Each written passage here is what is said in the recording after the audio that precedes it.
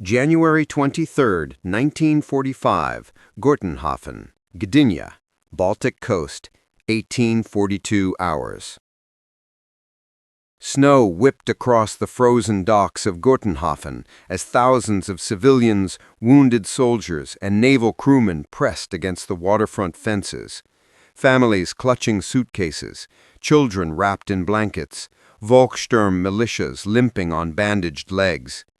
The Soviet front was only days away, rolling across East Prussia with unstoppable force, and the Kriegsmarine had been ordered to begin the largest emergency evacuation in European history.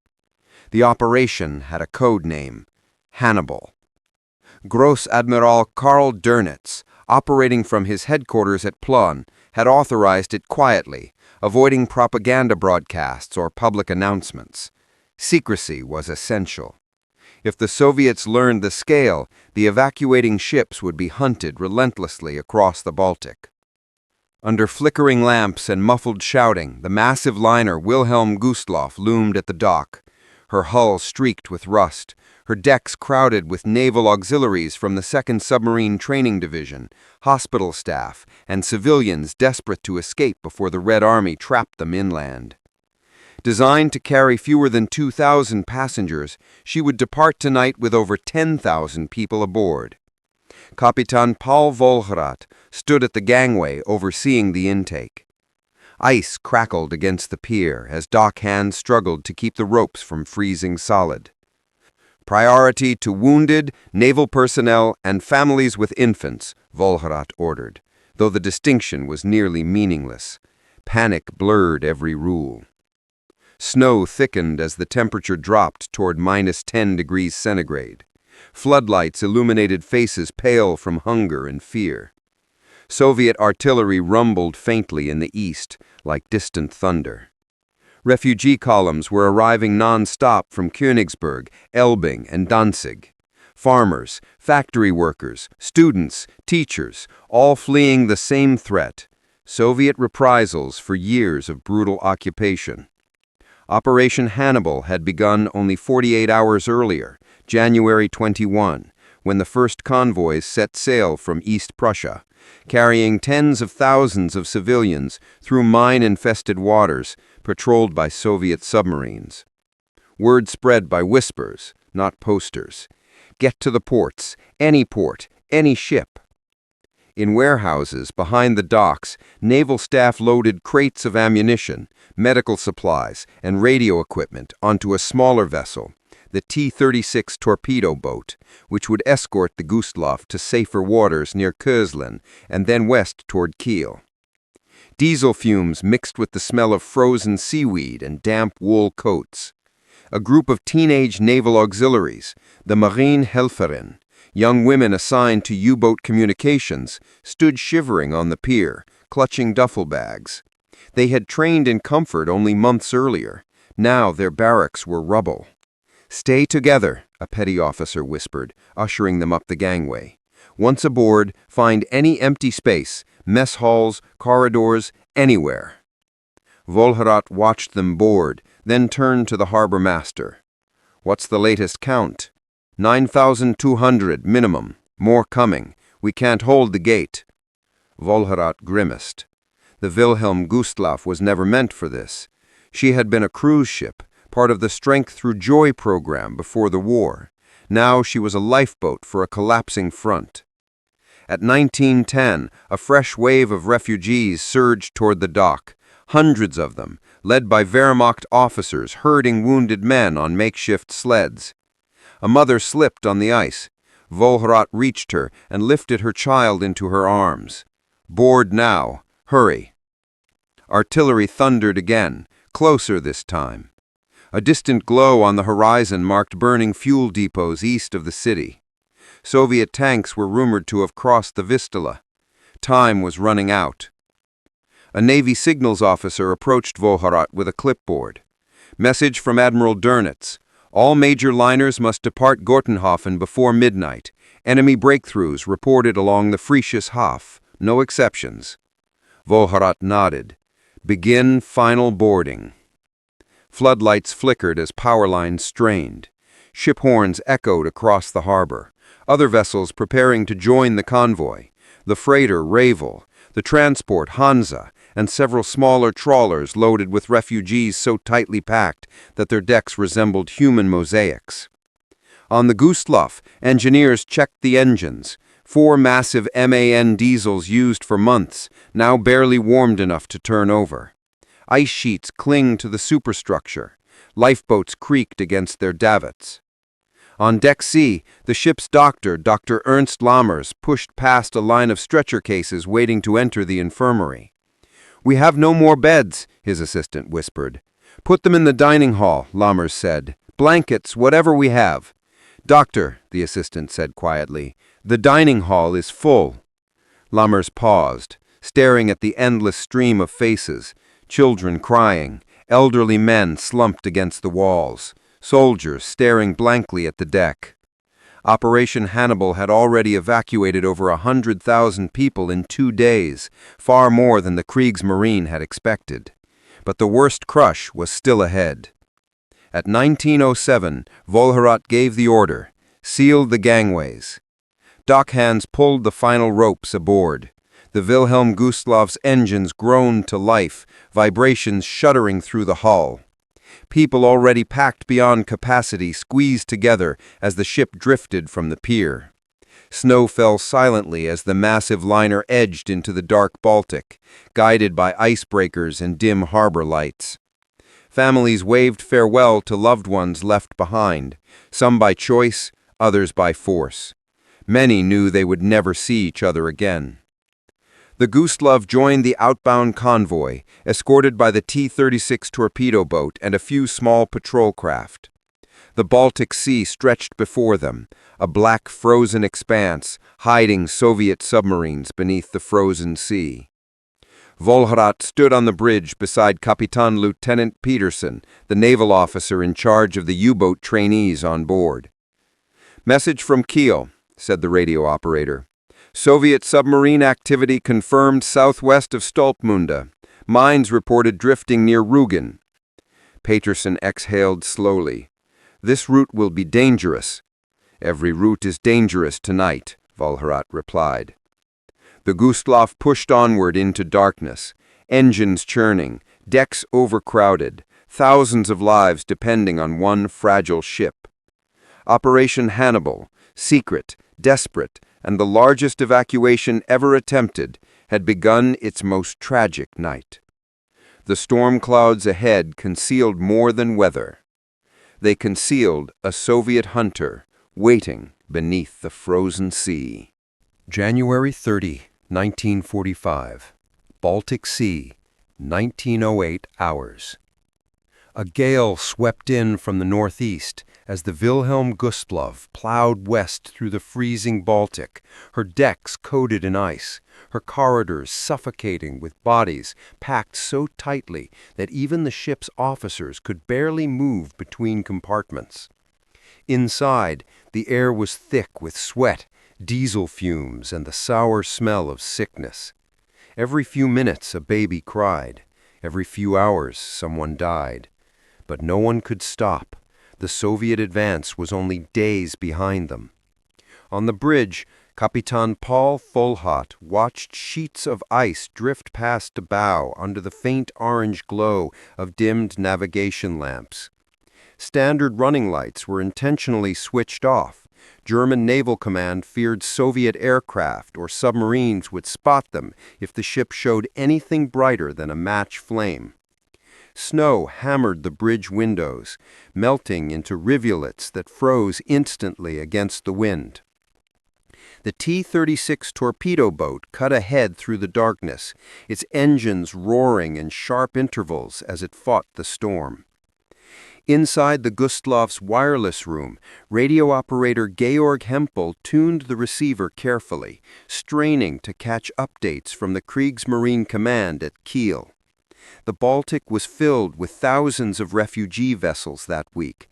Ferries, trawlers, cargo ships, coal barges, any craft that could float.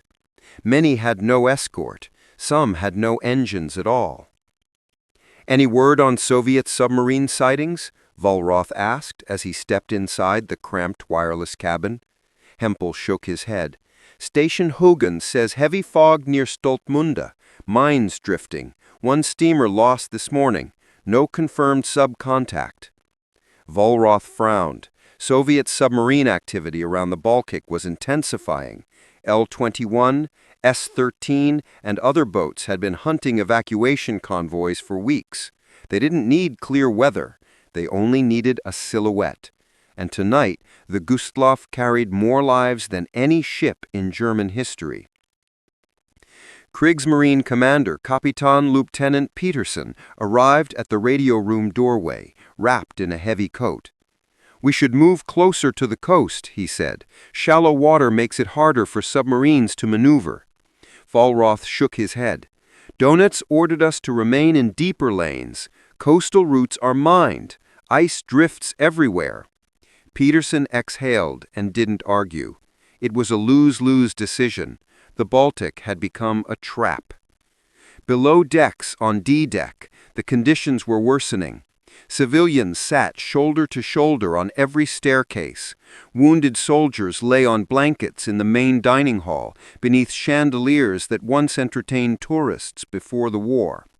Some of the 2nd Submarine Training Division boys, barely 18, helped distribute black bread and hot water from dented metal containers.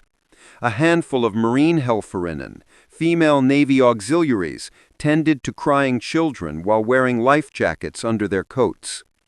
In the engine room, crews fought constant freezing in the cooling pipes. The MAN diesel engines throbbed and spat clouds of exhaust as overworked engineers scraped ice from valves and hammered at stuck fittings. Above them, the ship creaked like an old house, bending under the weight of the storm and its enormous human cargo. At 20:37, a lookout shouted from the forward platform, "Lights dead ahead!" Vollroth rushed to the bridge wing with binoculars. A faint green glow shimmered on the horizon, rolling like aurora reflections. Peterson stiffened. "That's no ship." Vollroth felt ice tighten in his stomach. The glow meant phosphorescent algae, stirred by a vessel's wake. A large vessel, moving slowly. "Could be a minesweeper," Peterson said. Or a submarine," Vollroth finished. He grabbed the speaking tube. "Engine room, reduce speed 2 knots. T-36, prepare to sweep ahead." The torpedo boat's searchlight flicked on for a split second, scanning the sea. Snow whirled in the beam. Nothing else. Vollroth ordered blackout again. The convoy pressed on. For half an hour, the lights vanished. Then, at 20:15, another disturbance appeared, this time starboard side, a heavier wake pattern. The Gustloff's passengers felt nothing, but the officers knew the truth. A submarine could be pacing them. In the bow cabins, a young mother whispered to her daughter, "We're safe now. We're going to Kiel." The child nodded and closed her eyes, unaware of the danger beneath the ice-black sea. At 21:23, Vollroth made a controversial decision after conferring with Peterson.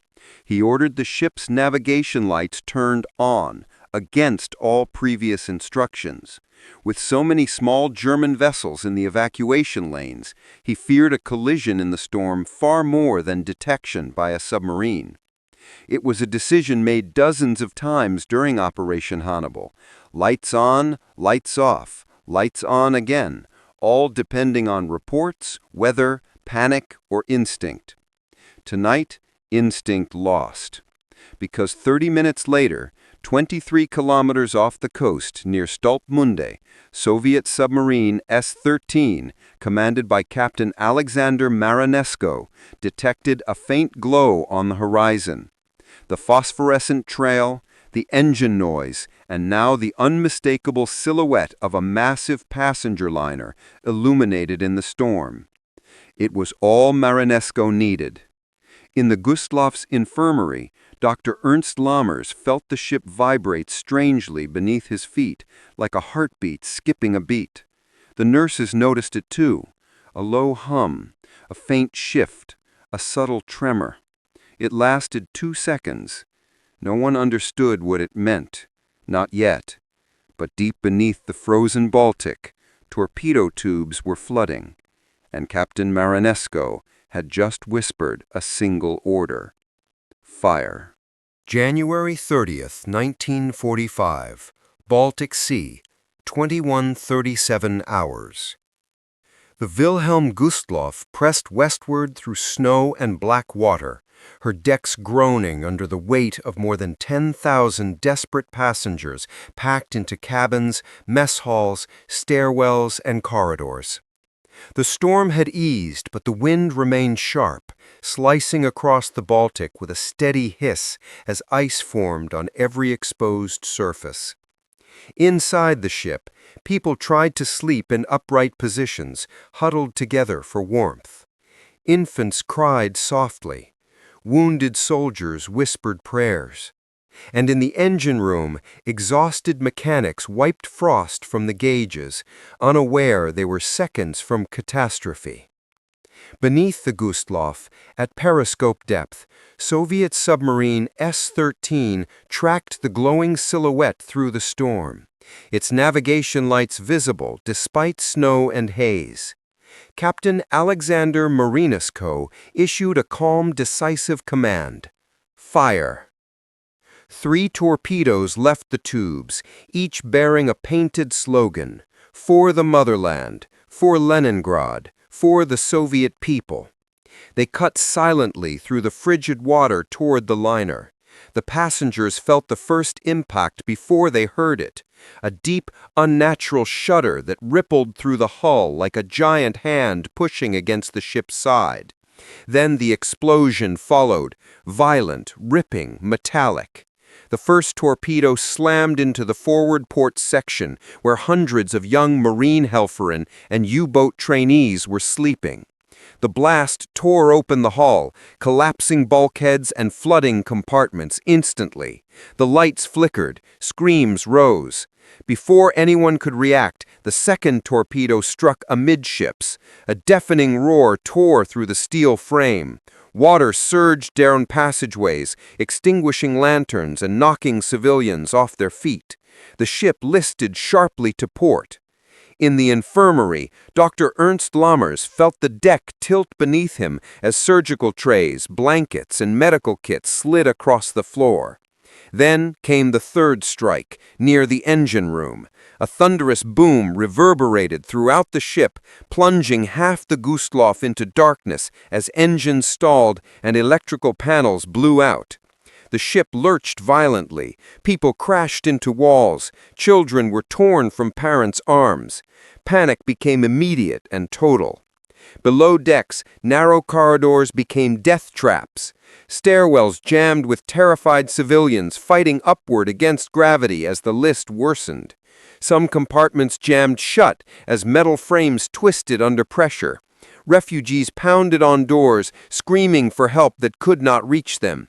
Water forced its way through every breach, freezing, black, merciless. On the outer decks, sailors tried to lower lifeboats, but most davits were frozen solid or tilted inboard from the list, making deployment impossible. Only a handful of boats reached the water, quickly overloaded with women, children, and wounded soldiers. Others capsized under the crush of desperate passengers. Capitan Paul Vollrath shouted for order from the port wing of the bridge, but his voice was drowned by the chaos. The Gustloff was already dying. Capitan Lieutenant Peterson tried to coordinate evacuation efforts, but the ship's list grew steeper with every passing minute. Flooding spread uncontrollably below. Bulkheads meant to contain water had been left unsecured or weakened after years of wartime retrofit. Now they failed one after another. On D-deck, the Marine Helferin, most barely older than schoolgirls, were trapped behind twisted metal doors. Their screams faded beneath the rising water. On the open decks, icy wind whipped across panicked crowds. Mothers clutched infants. Soldiers tried to form human chains to help the elderly across the slanted deck. Many slipped and plunged into the freezing Baltic. The air temperature was -18 degrees Celsius. In water that cold, survival time was minutes. At 21:58, only 20 minutes after the torpedoes hit, the Gustloff's fate was sealed. The list reached 40 degrees. People tumbled across the deck like loose cargo. The ship groaned as if exhaling. Then, with a final sharp tilt, she rolled onto her port side. Hundreds slid screaming into the sea. Lanterns shattered. Railings snapped. The stern lifted slightly, exposing the propellers. For a moment, the Gustloff hung there, half submerged, lights flickering, engine silent. Then she slipped beneath the surface in a thunderous rush of air and debris. Within 2 minutes, she was gone. The only sounds that remained were the storm, the wind, and the faint cries of survivors scattered across the black water. The T-36 torpedo boat turned back immediately, with its crew throwing ropes and hauling frozen, half-conscious survivors onto the deck. Minesweepers Lova and M341 arrived later, rescuing hundreds more. But the scale of the disaster dwarfed any rescue effort. By dawn, fewer than 1,200 of the estimated 10,000 aboard had survived.